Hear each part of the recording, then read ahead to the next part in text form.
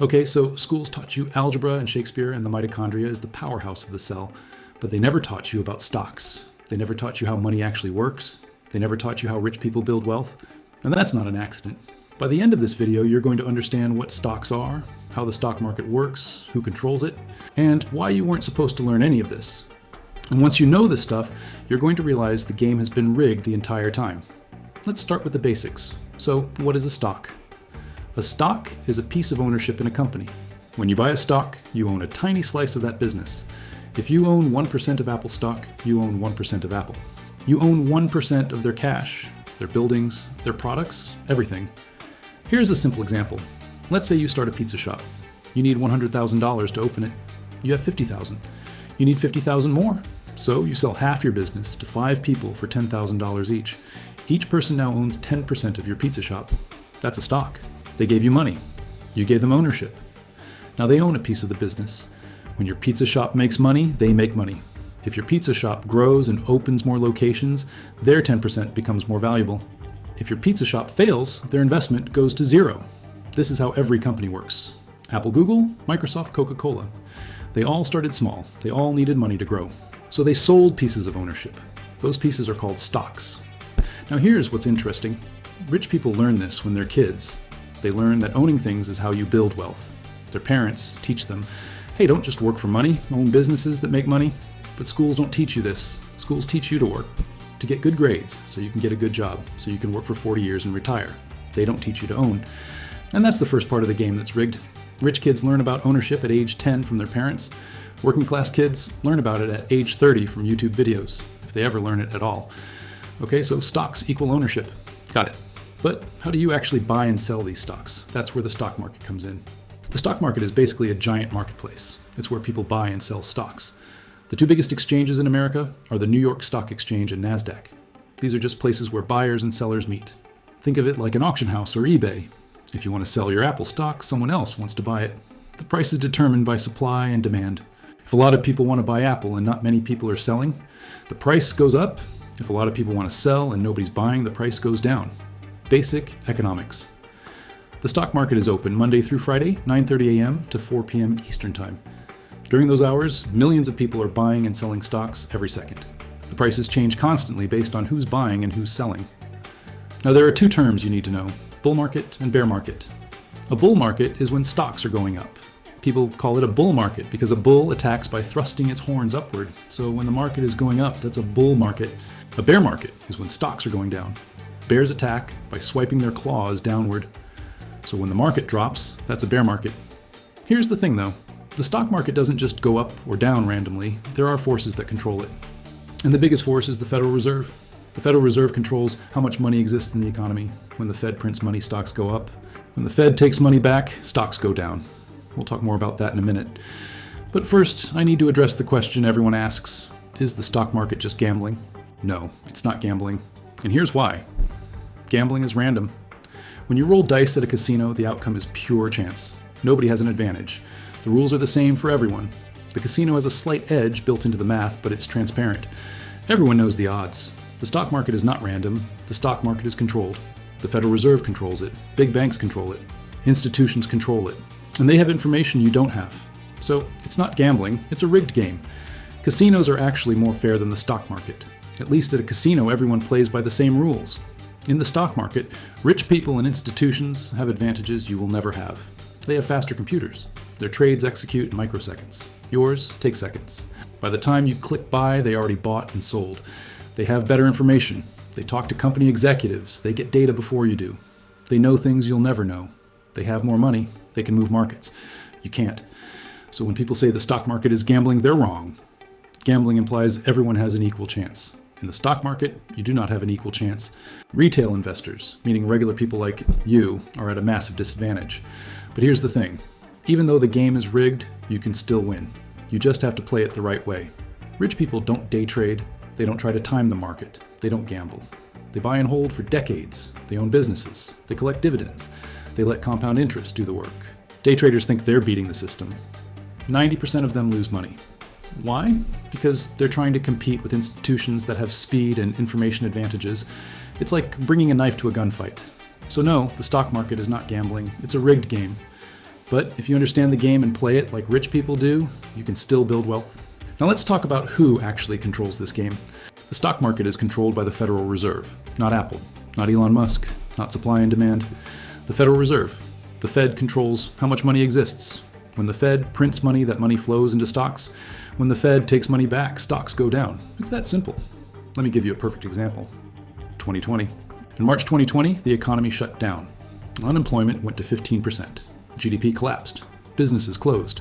It was a disaster. So what happened to the stock market? It went up 18% that year. How? The Federal Reserve printed $4 trillion. They flooded the economy with money. That money had to go somewhere. It went into stocks. So you had a situation where the real economy was falling apart, but stocks were hitting all-time highs. That's how powerful the Fed is. They can make stocks go up even when the economy is collapsing. Here's another example. 2022. In 2022, the Fed stopped printing money. They started taking money back. They raised interest rates. And what happened? The stock market fell 18%. See the pattern? Fed prints. Money stocks go up. Fed takes money back, stocks go down. This is why investors say, don't fight the Fed. Because the Fed controls the direction of the market more than anything else. Now the Federal Reserve was created in 1913. Before 1913, there was no Federal Reserve. There was no income tax. There was no IRS. America had the biggest economic boom in history without any of that. Then, in 1913, a group of bankers met on Jekyll Island in Georgia. They wrote the Federal Reserve Act. They got Congress to pass it. And they created a system where they control the money supply. And here's the key. The Federal Reserve is not part of the government. It's a private bank owned by other banks. It's called federal. To make you think it's part of the government, but it's not. So you have a private bank controlling the entire economy. And that private bank can make stocks go up or down whenever they want, just by printing or taking back money. Rich people know this. That's why they pay attention to what the Fed does. When the Fed is printing money, rich people buy stocks. When the Fed stops printing, they sell or buy safer assets like gold or real estate. But working class people don't know this. They think stocks go up because companies are doing well. Sometimes that's true. But most of the time stocks go up because the Fed is printing money. And this brings us to the big question. Why do rich people own stocks in the first place? Rich people own stocks because stocks beat inflation. Let me explain what that means. Inflation is when the value of money goes down over time. In 1971, you could buy a house for $30,000. Today, that same house costs $500,000. Did the house get better? No, the dollar lost value. Since the Federal Reserve was created in 1913, the dollar has lost 96% of its value. That means your cash is worth almost nothing compared to 100 years ago. But stocks didn't lose value. Stocks went up. If you bought $100 of Coca-Cola stock in 1971, that stock is worth over $20,000 today. The house went up 16 times. The stock went up 200 times. This is why rich people don't hold cash. Cash loses value. Assets gain value. Stocks are assets. Real estate is an asset. Gold is an asset. Working class people hold cash. They save money in a bank account, earning 0.1% interest, while inflation is 5%. They're losing 4.9% per year, and they don't even realize it. Rich people own things. Poor people own dollars. And here's the other reason. Rich people love stocks. Taxes. If you work a job and make money, you pay income tax. Depending on your income, that could be 30 to 40%. But if you own stocks and sell them for a profit, you pay capital gains tax. And capital gains tax is only 15% for most people. Sometimes 20% if you're really rich. But that's still way less than income tax. Warren Buffett, the billionaire investor, pays a lower tax rate than his secretary. How? Because his money comes from stocks, which are taxed at 15%. His secretary's money comes from her salary, which is taxed at 30%. The system is designed to reward people who own things and punish people who work for money. And it gets even better for rich people. If you're rich, you can borrow money against your stocks and never sell them. Let's say you own $10 million in Apple stock. You go to a bank and borrow $2 million using your stocks as collateral. The bank charges you 2% interest. Now you have $2 million in cash to spend. You didn't sell your stocks, so you pay zero taxes. You're paying 2% interest, which is way less than the 15% capital gains tax you had to pay if you sold. And the best part? The 2% interest you're paying is tax deductible, so you're actually paying even less. This is how rich people live. They own assets. They borrow against them. They never sell. They never pay taxes. Working class people don't know this strategy exists. They work for money. They pay income tax. They save cash. And they stay poor. Now let's talk about compound interest, because this is how rich people turn small amounts into massive wealth. Compound interest means you earn interest on your interest. Let's say you invest $1,000 and it grows 10% in year 1. Now you have $1,100. In year 2, you earn 10% again, but now you're earning 10% on 1,100, not 1,000, so you make $110 instead of $100. Over time, this compounds. If you invest $1,000 and earn 10% per year for 30 years, you will have $17,449. You only put in $1,000. You made over $16,000 from compound interest. And if you add money every month, it compounds even faster. Let's say you invest $100 per month for 30 years at 8%. You'll have $149,000. You only invested $36,000. The other $113,000 came from compound interest. Rich people understand this. They start investing young. They let time do the work. Working class people wait until they're 40 to start investing, and they miss out on decades of compound growth. Okay, so now you know why rich people own stocks. But here's the trap most beginners fall into. A lot of people think they can get rich quick by day trading, buying and selling stocks every day trying to time the market. 90% of day traders lose money. Let me say that again, 90%. Why? Because day trading is a game designed for institutions to win and retail investors to lose. Institutions have computers that execute trades in microseconds. You're clicking buttons on your phone. By the time your trade goes through, they've already made their move. Institutions have algorithms that predict price movements based on data you'll never see. You're guessing based on a YouTube video you watched. Institutions have billions of dollars. They can move markets. You have a few $1,000s. You can't move anything. If you're day trading, you're the sucker at the table. The house always wins. And in this case, the house is Goldman Sachs and JP Morgan. Rich people don't day trade. Warren Buffett doesn't day trade. Jeff Bezos doesn't day trade. They buy and hold for decades. The longest bull market in history was from 2009 to 2020. 11 years. If you bought an index fund in 2009 and did nothing, you tripled your money. But if you tried to day trade during that time, you probably lost money because you sold too early, you bought too late, you panicked when the market dipped, you got greedy when it went up. Day trading is a trap. It's sold to you by people who make money off of you trading. The brokerage apps, the influencers, the course sellers. They want you to trade because they make money every time you do. If you want to build wealth, do what rich people do. Buy stocks or index funds. Hold them for decades. Ignore the noise. Let compound interest work. Okay, so how do you actually get started? Let's talk about that. First thing you need to know. You don't need a lot of money to start. You can start with $100. You can start with $50. You can even start with $10 if you want. Most brokerage apps now let you buy fractional shares. That means if one share of Apple costs $200, but you only have $50, you can buy 0.25 shares. You own a fraction of a share. This is huge because it means anyone can invest. You don't need to be rich to start. Now, there are two main ways to invest: individual stocks or index funds. Individual stocks means you pick specific companies. You buy Apple, you buy Tesla, you buy Microsoft. This can work, but it's risky. If you pick the wrong company, you lose money. If you pick Intel in 2000, you still haven't broken even 25 years later. Index funds are safer. An index fund buys a bunch of stocks all at once. The most popular one is the S&P 500. This fund buys the top 500 companies in America. Apple, Google, Microsoft, Amazon, Facebook, all of them. When you buy an S&P 500 index fund, you're betting on the entire American economy. If America does well, you do well. And historically, America has done well.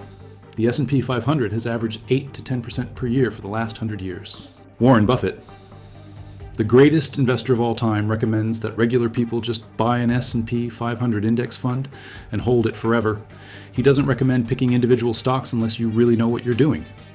So if you're a beginner, start with an index fund. It's simple, it's safe, it's effective. Now you'll need a brokerage account to buy stocks. A brokerage is just an app or a website that lets you trade. Some popular ones are Fidelity Robinhood, Schwab M1 Finance. You don't need a financial advisor. You don't need to pay someone to do this for you. You can do it yourself. It's easy. You download the app. You link your bank account. You transfer money. You buy stocks or index funds. That's it. Be careful of scammers. If someone messages you saying they can help you invest and they want money up front, it's a scam. If someone guarantees returns, it's a scam. If it sounds too good to be true, it is. You don't need anyone's help. Just open a brokerage account and buy an index fund. Start with whatever you can afford. $10, $50, $100. Doesn't matter. What matters is you start. And here's the key. Consistency beats timing. You don't need to wait for the perfect time to buy. Just buy regularly, every month, every paycheck, whatever you can afford. This is called dollar cost averaging. Some months the market will be up, some months it'll be down. But over time it averages out and you benefit from compound growth. Rich people don't try to time the market. They just keep buying, month after month, year after year, decade after decade. And that's how they build wealth. Now there's one more thing we need to talk about. The biggest question of all, why don't schools teach any of this? Schools teach you algebra, calculus, Shakespeare, the periodic table, but they don't teach you about compound interest. They don't teach you about stocks. They don't teach you how money works. Why? Because the system needs workers, not owners. If schools taught you how to build wealth, everyone would invest. Everyone would own assets. Everyone would understand how the game works. But if everyone owns assets, who's going to work the jobs? Who's going to work at McDonald's for minimum wage? Who's going to stock shelves at Walmart? The system needs a working class. It needs people who trade their time for money, people who work 40 years and retire on Social Security, people who don't ask questions. That's why schools teach you to be a good employee. Show up on time. Follow the rules. Do what you're told. Get good grades so you can get a good job. They don't teach you to think like an owner. They don't teach you to question the system. They don't teach you that working for money is the slowest way to build wealth. Rich parents teach their kids about money at home. They teach them about investing, about taxes, about owning businesses. By the time rich kids are 18, they understand how money works. Working class kids graduate high school knowing how to solve for X, but not knowing what a stock is. And here's the thing, schools are funded by the government. The government wants you to work and pay income taxes. Income taxes are 30 to 40%. That's where most of the government's money comes from. If everyone stopped working and just invested, the government would lose trillions in tax revenue. So they need you to work. They need you to pay income tax. That's why they don't teach you about stocks. You learn about the mitochondria. You learn Shakespeare. But you don't learn that $100 invested per month for 30 years becomes $149,000. You don't learn that stocks historically return 8 to 10% per year. You don't learn that the S&P 500 has never had a negative return over any 30-year period. You don't learn any of that because if you did, you'd realize you don't need to work until you're 65. You'd realize you can build wealth by owning things instead of trading your time for money, and the system doesn't want you to realize that. So they keep you in the dark. They make finance seem complicated. They use fancy terms. They make it feel like investing is only for rich people. But it's not. Anyone can invest. You just weren't supposed to know that. Okay, so let's recap everything. Stocks are ownership in companies. The stock market is where you buy and sell them. It's not gambling, but it is rigged in favor of institutions and rich people. The Federal Reserve controls the stock market by printing or taking back money. Rich people own stocks because stocks beat inflation and are taxed lower than income. Day trading is a trap. 90% of day traders lose money. Do what rich people do. Buy and hold for decades. You can start investing with any amount of money. Buy an index fund like the S&P 500. Dollar cost average every month. Let compound interest do the work. And schools don't teach you this because the system needs workers, not owners. Rich parents teach their kids at home. Now you know too. This connects to everything else I've covered. How banks create money out of nothing. How the Federal Reserve prints money and causes inflation. How taxes are designed to transfer wealth from working people to the government and the rich. It's all one system. And now you understand how it works. If you want to learn more, check out my videos on how banks work, the Federal Reserve, inflation, and taxes. They're all connected. The stock market is a tool. Rich people use it to build wealth. You can too. But you have to understand the game. Now you do. Start investing. Stay consistent. Ignore the noise. Think like an owner, not a worker. That's how you win.